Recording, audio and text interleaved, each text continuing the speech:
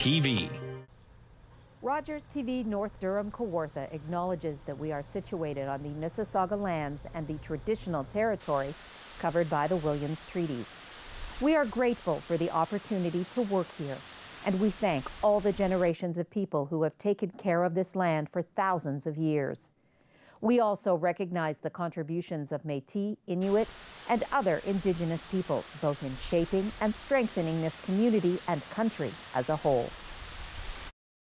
The opinions expressed in the following programs are those of the participants and do not necessarily reflect those of Rogers nor Rogers TV.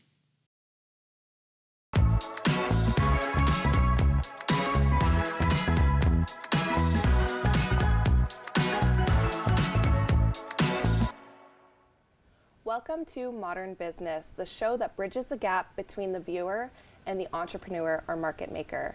I'm your host, Taylor Bursey, and today we are joined by Frank Porco, co-owner of Against the Grain Tattoo Collective in Whitby, Ontario. Here to talk all about his journey into owning his own business and the world of tattooing. Please welcome Frank.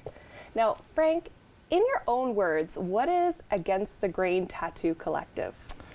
Well, Against the Grain is, it's funny because most people, when they think of tattoo shops, they think of maybe a scary place to go, maybe out of their comfort zone, somewhere where they may not be comfortable. With us, I think we pride ourselves on being inclusive to everybody. We are fun. We get along with everybody. We have people come in who just want to hang out, not even get tattooed. Really? Yeah, so it's like a different environment than what you would expect, and I think we're really proud of that. So, yeah. How did you get started in this? So this is years and years and years of doing this. When I was a young kid, I was maybe 14, 15 years old. I saw tattooing on TV, actually. Okay. And I thought it was neat. I thought it was pretty cool, but I didn't really draw that much. So what I would do was I would buy tattoo magazines and I would copy the art and stuff in the magazines. Really? Yeah. So as I was doing that, I just got better and better, but then I would continue watching the shows and stuff like that. And when I went to high school, I saw a couple people with tattoos, but there was one friend in particular who I'm still friends with now. She would have a bunch of tattoos on her arm, and I asked her about them. Long story short, she invited me to a tattoo convention, and I went with her, and it was this whole thing of like, wow, this is a community, a big community of like-minded people, and it's not as scary, as I said, and I just fell in love with it from then on. When you met this friend and you were admiring the tattoos and they took you to the tattoo show, Yep. Did you already have your own tattoos? Were you dabbling? No, not at all. I was actually scared to do it at the beginning, and I didn't have many tattoos for a long time, just because it is a big commitment once you do get them, but then once you do, it's over. People tend to just go wild. Is it true what they say, once you have one, you'll never turn back? Absolutely. Not for some. Some people I've tattooed, and I always say, oh, okay, I'll see you in a month. Sure. And then they may not come back just because maybe they just wanted the one or whatever. But 90% of people definitely get hooked. Definitely, Really? I would say. Now, you alluded to it at the beginning when you were, I think you said 14. Yeah. You were tracing tattoo art out of a magazine. Yep. Then you fell in love with it and met this friend who took you and showed you this community that embraced you. Yes. Did you have any schooling in the creative arts or anything to teach you really how to draw or create? None at all. None at all. I did art in high school. Actually, I did music first. Okay. And my music teacher was just like, don't do art. Music is better. You're not going to get anywhere with art. So just take music. You know, you're decent at it. I knew I wasn't going to be a professional saxophone player, but it was just fun and I enjoyed doing it. And then eventually I thought, if I do want to do tattooing, I kind of have to get into art. So I didn't join art until like late grade 11, grade 12. But even then, high school art is just kind of basic anyway. And then you're supposed to go further into that. Okay, so you do your high school art. Yeah. When do you start working in a tattoo studio or start tattooing people? How did that evolution happen? So from high school, I wanted to tattoo still, like it's always been in the back of my mind. But I figured it wasn't really a job that, even I had my own reservations. Okay. So I was like, wait a second, this is too weird. I don't know what I'm doing here. Let me take computer animation. Just as a backup plan, and that way I'll have some sort of art background, and then if it doesn't work out, then whatever. So I took that, but during that, I still had it in my head. And I remember one of my professors actually said to me, we had a review thing one day, and he would take everybody aside and you would kind of get a review on how you were doing, and it was the end of the year. And literally I went into the room and he said to me, this is not for you. Not that you're not good at it, but I think you need to start tattooing. Really? Yeah, he told me that. And he was actually on Miami Ink. So it was pretty funny because he knew how badly I wanted it. So he was just like, it's not that you're not good at this, it's just you have your heart somewhere else. So I would suggest you push forward with that. So I did complete the course. Just after that, I searched for an apprenticeship. And do you think that moment was the catalyst where you decided, okay, it's all right for me to pursue this idea that I have into a career? Or? Yeah, I think once some older people around me were kind of like, you know, it's okay, go for it. I think then I was more, not accepted, but I felt better at, you know, going forward with it. And my parents were great. They never once told me like it was a bad thing to do. They were just kind of like, you know, think about it and make sure, because obviously there is bad crowds you can get into. Sure. There is, and with any industry. But most of the time everyone was very supportive, so I think that helped a lot. Definitely. I think especially the parents' support at the beginning of the journey when you're taking a risk into a more creative-based occupation, that carries a lot of weight. Yes. So you mentioned that you were searching for an apprenticeship. Yes. So how did that process work? So most of the time, people should get an apprenticeship when they try to start into tattooing. A lot of times they try to practice on their friends and stuff, and I'm against that. No, I don't recommend it. I shouldn't say, like, I used to practice on like grapefruits and stuff when I was young. And, okay. But when I did go to the conventions and things like that, I wouldn't tell them that I did that, just for the sake of, I didn't want them to think that I was developing bad habits, because I was technically learning from just books and internet. And okay. So it probably wasn't right. And when I did get an apprenticeship, I realized I was teaching myself bad habits. But you're usually supposed to start apprenticeship. And how that works is you're supposed to go to shops with a portfolio, and hopefully you'll find some sort of a mentor to take you on and give you a chance. And but the first year or so is just you cleaning and helping out and watching, and it's pretty grueling, actually. So when you say portfolio, Yep. Is this a portfolio of drawings or a portfolio of tattoos that you've taken a risk on creating? It's fun. Good question, actually, because most people think that if you're good at drawing, then you're good at tattooing. It's not the case. So you can be good at drawing, and you can have that technical skill there, but you want to learn how to draw 4 tattoos for the body. It's not as simple as like, let's say you wanted to get something on your forearm, you would have to draw a specific thing for that. It can't just be, you know, it's gonna stick anything right there. It has to be for that body part. So it's a lot of thinking and stuff. It's not just, I'm good at drawing, I can just put anything anywhere. So they teach you that, though. Okay. And did you acquire any kind of certification into actually operating a tattoo gun, or is it all organic learning? It's not. That's people think that too. It's what kind of certificate do you have or whatever? It's actually not anything. Okay. Yeah, you just kind of get into it. It's all health board approved, but you don't need any sort of license in Canada anyway. I don't think. But yeah, you just kind of learn. So that's like why anyone can buy a tattoo gun on Amazon. I think so. Yeah, I think that's and people do it. They do it. Highly do not recommend that, but. And because it's needles, let's talk a little bit about the health and safety aspect of it. Yeah. So is that regulated by Durham Region Health? How does that process work, and how do you educate yourself on how to best protect your clients when utilizing those materials? Sure. So they do, like you said, health inspections.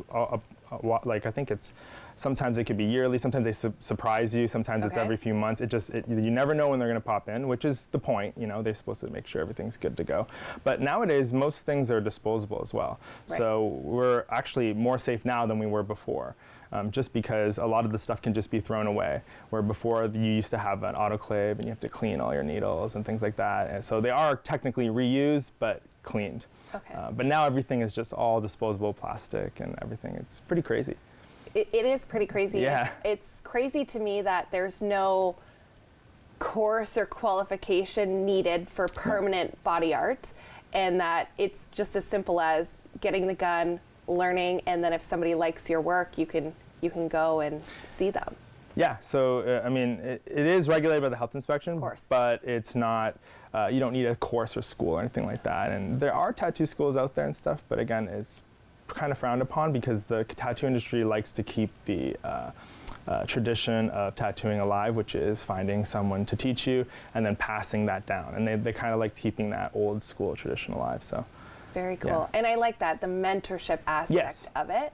So you did an apprenticeship. Mm-hmm. Where and how long did you do that for? I worked at a shop in Brooklyn, Okay. just north of Whitby, I guess. Okay. I did that for about 5 years, I would say. It's all a blur, to be honest. That's why it's hard to find out Sure. when I did. But so when I was there, I did meet the co-owner for Against the Grain. I met Awesome. Josh there, and he worked with me, and we kind of. Well, I learned off him, but we learned off each other, I guess, and worked really well together. So when it came time to, actually, the pandemic was when we both decided, like, you know what, maybe this is a fresh start. Why don't we Right. split off and do our own thing? Okay. And, So and was we did that. Josh an established tattoo artist Yes. at where you were Yeah, apprenticing? he was a few years in, like a lot of years in. And so I technically learned off of him. And then we just kind of, I don't know, we had this team effort thing going, and all the clients just like, when there was a review on Google or something like that, it would never be about one of us. It would be about both of us. It was almost like this team that everybody knew. And we just created this like environment, and I said, why don't we do, you know. Take a risk. Yeah, well, we both kind of talked about it, and I was planning on trying something new, and he was kind of like, I don't really want to work without you, so like, because we work so well together, so like, why don't we just do our own thing? And it was scary because of the pandemic. It was hard. Right. But then we ended up just being like, let's just try it, and it worked out. And for you, kind of on a personal note, especially collaborating with someone who has a little bit more experience with you in the industry, although you guys get along well, was there ever a sense of maybe a little bit of an imposter syndrome when you first started the business because you're teaming up with somebody that maybe has a little bit more experience? Funny you say that, yeah. I had, he may not know this, but he will now. I did feel kind of out of place at the beginning of my apprenticeship just because I only had like a single tattoo or so, and I didn't really feel like I belonged. But then once I realized like the industry is not like that. Like everyone's pretty accepting, most people. But besides that, he was great with me, and I think he looked past kind of that I was new and just knew there was something there. Right. So yeah, he just, I don't know, made me feel comfortable, and we just became good friends, and it kind of worked out. But yeah, at the beginning I did feel kind of weird, like I shouldn't really be with this person who's a little more experienced than me. You know, maybe people might think something, but it worked out. And clearly, if people were leaving positive Google reviews about the both of you, you had something together. Yeah. So taking that risk is definitely. Yeah, and even now they know that like me and him just run this place of just a fun environment, and we're just known for that. We had a guy yesterday come in saying like, I've been following you guys since you started. Wow. And like, I knew you when you didn't even tattoo. Like, so it's cool. Like these people actually follow our journey, and it's pretty amazing actually. Absolutely. And we're going to talk more about that journey right after this commercial break. We'll be right back with Frank from Against the Grain Tattoo Collective.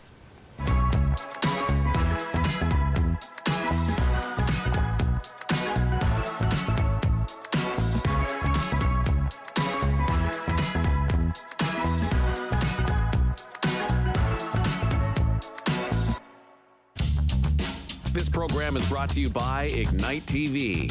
Now you're in command. Visit Rogers.com for more details.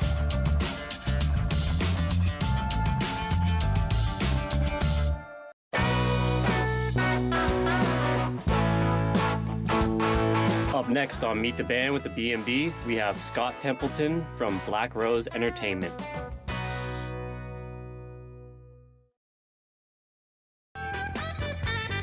Hi, I'm Sean Lackey, and this is Sold with Sean Lackey.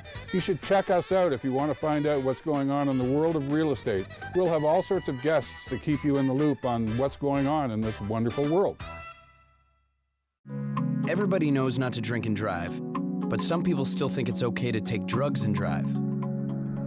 Police have the authority, the ability, and the tools to determine if drivers are impaired by legal or illegal drugs.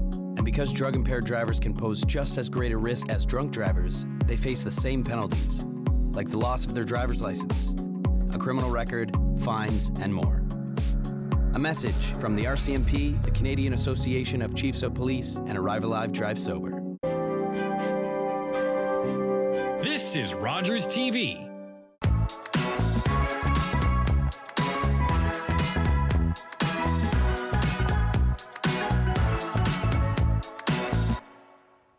Welcome back to Modern Business, the show that bridges the gap between the viewer and the entrepreneur or market maker. We are joined by Frank, co-owner of Against the Grain Tattoo Collective. Now, Frank, before we went for the break, we were talking a little bit about how your business started, how you developed your friendship with Josh. Can you talk to us a little bit more about how Against the Grain Tattoo Collective actually came about? Sure. So in 2020, as everyone knows, crazy year, pandemic happened.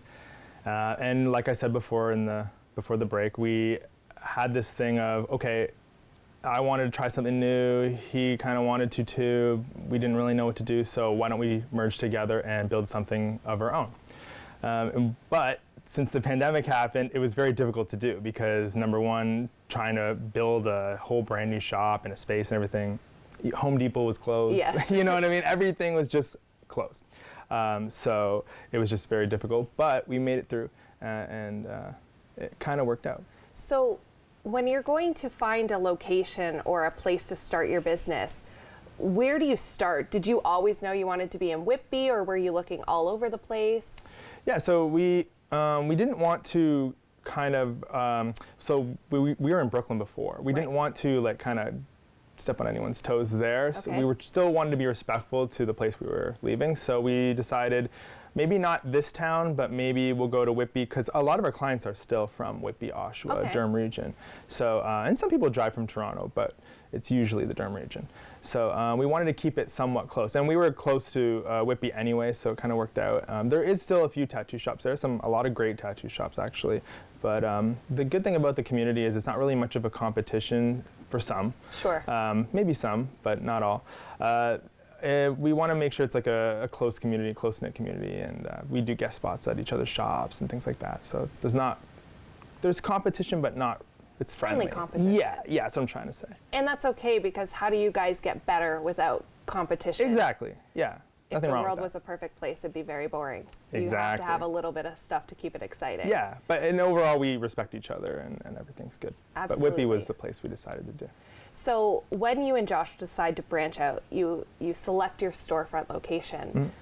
Did you two sit down and make a plan of, okay, this is how we want our business to be portrayed, here's the steps we need to take to get to where we're going? Or how did that process work between the two of you? So the number one thing we decided was, well, we obviously know how to run a tattoo shop. We know what the people want as far as, friendliness and maybe the go against the grain of what a tattoo shop is supposed to be like, hence the whole idea.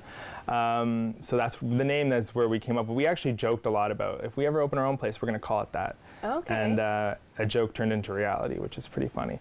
But it's kind of snowballed from there. We decided, okay, this is what we want, this is what we don't want. So anything that we found in our old shop that we didn't really vibe with, we decided to not do. And just kind of went from there and built from there. We did make mistakes along the way. Of course, everyone does, and that's what I want all the viewers to know too. If you are starting a business, you are going to make mistakes. But the important part is you work together and you learn how to get through that and push forward. So you alluded to mistakes.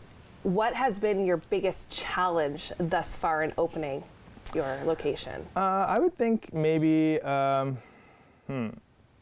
I think every day is almost a challenge. I think every day is almost a challenge. I can't think of something specific, really. I think the biggest challenge is just like pushing forward and trying new things. I think we get stuck sometimes and a little stagnant at, so let's say you're running something a specific way, and sometimes things just don't work anymore. Trends happen. Maybe you have a decor that maybe just is getting old and you got to like switch it up to make it feel different. You always have to be switching it and being the next best thing. So I think the hard part is not getting too comfortable. I'll answer it that way. Not getting too comfortable and changing, always changing, being open to change. I think that's the biggest thing. And when you guys launched the business, was there any aspect that you maybe didn't account for at the beginning when you were dreaming up this idea to the point when you executed it? A lot of it was the same. A lot of it was the Okay. same as where we started. The only thing we just didn't, there was a few things, I guess, maybe that the one owner would do that we were kind of like, we won't do that. Okay. But most of it's all pretty cookie cutter in a way. Like, that sounds bad, but like, it's just tattoo shop is a tattoo shop. Yeah, You're not so it's- reinventing the wheel, you're Not just really. adjusting the mold. Yeah, like especially with apprenticeships, a lot of the mentors are teaching everybody on just how things were passed down, and just like it's all the same. So as long as you follow the basics, and then you can like be creative and like fix that around that. And going off of the idea that the tattoo community is really a community that's all about mentorship and apprenticeship and that aspect. Yeah. Is your tattoo studio just you and Josh, or do you have a team behind you, and what does that look like? So when we originally started, we had a small little shop downtown Whitby, and so in 2020, as I said, and me and Josh worked there for maybe a couple of years. Okay. And then slowly we took on one apprentice, and then two apprentices, and then 3 more other artists, and then now Wow. there's like 5 or 6 of us there now. So I think 1, 2, 3. Yeah, I think there's 5 of us. I say that because there's always room for more. Of course. Yeah, so it grew from 2 people to like 5 people in less than a year. So we didn't think we needed it at the beginning. We just thought, because especially with the pandemic, when that was happening, we were only allowed to have people come by appointment. Right. So when they would come up the stairs, it would be their appointment, and that's it. We weren't allowed to have people waiting around and hanging out and stuff like that. So we had to keep it specifically to 2 people. But then as things grew, we're like, okay, we're getting busier and we need help. So we just kind of took on a few people to pass down the tradition, but also hired some people who are more experienced, where we didn't have to babysit or anything like that. And when you say hire, so a lot of creative-based jobs are independent contractors and other aspects of that nature. Are your artists your employees, or are they contractors? How does that relationship work? So everyone's self-employed. Okay. It's just based off of, it's kind of like a hairdresser. Yes. You know, everyone has their own chair, and they just do their own thing. So everyone has technically their own business, but they're working under the one umbrella. Awesome. So that's how we kind of work around that. So when you and Josh launched the business, you set the standard of Against the Grain Tattoo Collective. You Yes. start hiring on other artists. Are you then passing the standard of what your expectations under your brand name are to these contractors, or are you allowing them to have their own creative expression with how I hope they take a little bit. I mean, I know not everyone stays forever. Sure. It's not an offensive thing. I mean, people come, people go. But I hope they do take, if they do decide to go. I don't want them to. Sure. But if they do, I hope they do take some things that we took, or that we showed them rather, and pass that kind of down, or learn and be like, you know, at the place I was at, these guys were really maybe lenient in this way, and they did things this way, and I really liked how they had that. And you know, I do hope that they take that on and pass it. And I think everyone's really great. Everyone we work with, we're all friends at the end of the day. Nice. It's rarely any problems. I mean, and if there is, we all kind of address it. And it's just like, it's a tight-knit group community, and we all have different styles, so no one's like, you know, stealing each other's stuff. And so it's great. Interesting. So we've talked about how the tattoo community in general is a community, and your business is a community. So when you and Josh were designing your studios and bringing your vision to life, you know, how much of that community aspect came into play there? You know, who are you trying to target and bring into your studio? So at the beginning, we thought it was a small space. We didn't really have much room to decorate. We kept it very simple. We had one giant wall with a graffiti on it set against the grain, and then the rest of it was very plain, clean, simple. And that was because we worked in Brooklyn, which was, you know, a different vibe where everything was. Sure. I don't even know the vibe of that kind of town, but it was very professional and whatever. So we wanted to have that. Then when we moved to the bigger location, which we are now, we decided let's take that professionalism, but also keep that tattoo shop vibe alive. Okay. And that was what was missing from the small shop. All right. So now we have it. It looks kind of like, of course we want it to be clean and professional, but we have like a bunch of frames on the wall. It looks Cool. like very like a traditional tattoo shop, but in like more of a modern-esque way. I can't really explain it. So who is your ideal clientele? I think everybody.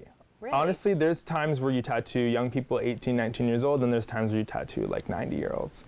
So it's all walks of life. There's people that never get a tattoo, and then one day they turn 50 years old, and they're like, you know what? I've always wanted to try that. I'm going to go there.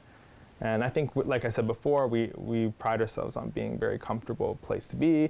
And I think a lot of people, even if they are nervous to come in, they do come in and they're like, you know what, this wasn't as bad as an experience as I thought it was. Yes. So we have all walks of life coming in, all ages. And it sounds like everybody is welcome at your studio. Every single person is welcome. Because I think that's probably a stigmatism that your industry has. Is Absolutely. You have to have a certain roughness to you or something where you fit in, but it doesn't sound like you have that at your studio. Anybody can walk in from anywhere. No, yeah, it's all just anyone can come in, and even if you're just not ready to get tattooed, but you kind of want to take a peek and kind of ask questions and stuff, you're more than welcome to drop by and say hello. We love it. We love meeting new people. Very cool. So with such a wide demographic of people that you could bring into your business, how do you guys market your studio? So right now we just have Instagram. A website would have been good, but a lot of people just use social media for especially for us, because it's visual.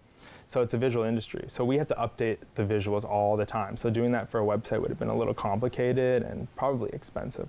So we decided, let's stick with the Instagram and just kind of do that. And it works wonders. Like, people love seeing the new tattoos that we post every day, and the little clips of everybody working and things like that. So social media is So do all the artists have their own social medias that they book clients with? Okay. So you could either email us, or go through our social media, DM, email, whatever, call. Or if you know the artists you like specifically, they have their own profiles and they have their own portfolios up there. So you can kind of message them and they'll plan everything with you and figure it all out. But yeah, if you're not sure and you have a style that you like, where you're like, I kind of like this, and you send some examples, I can guide you and be like, oh, this person's really good for that style. Okay, so you're willing to share the love if it's maybe not a style that you prefer or excel in, you'll share that with somebody else? I actually love doing that, because like there's styles that people send me, I'm like, I really want you do my friend's tattoo. It's like, I would love to do this for you, it's just I don't know how to do it, but I have this person I work with who's wonderful at this specific style that you like, and I'd rather you get 100% of what you want, when I'm just going to guess obviously on how to do it. So it's very important to be honest, and to actually be honest with your clients and be like, listen, not my specialty, I know someone that is. So that's actually the benefit of having all these people working for us. When it was just us two, it was,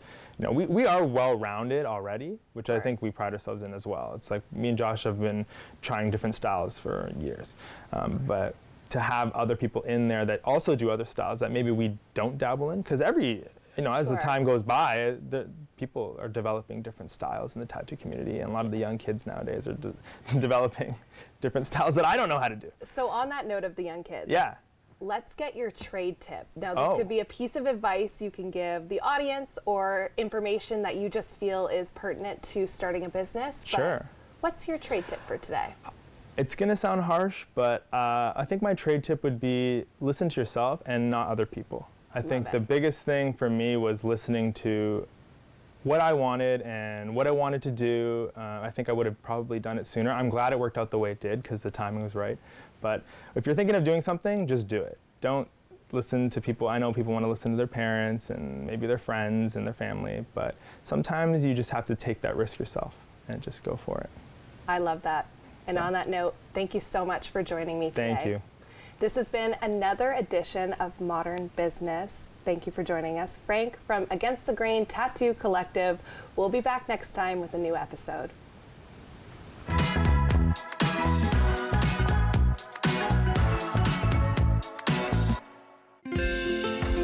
Call the Rogers TV viewer response line. Email us or connect with us on social media.